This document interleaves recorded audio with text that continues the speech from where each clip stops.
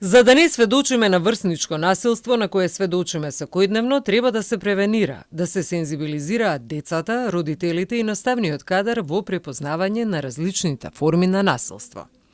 Според Змијанац, треба точно да се лоцираат причините за тоа насилство. Кога ќе прочитам колку се деца сме офатиле, 8000 деца, 50 училишта основни и средни, 1200 професори, 2000 родители.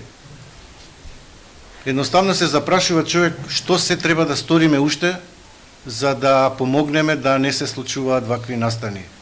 Каде имаме направено пропусти.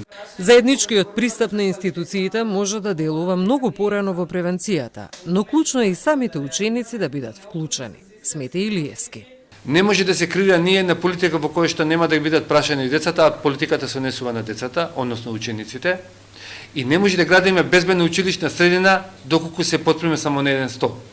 Да не се релативизираат последиците низ призмата дека станува збор за обично задевање меѓу децата. И она што е најважно, довербата на децата во институциите.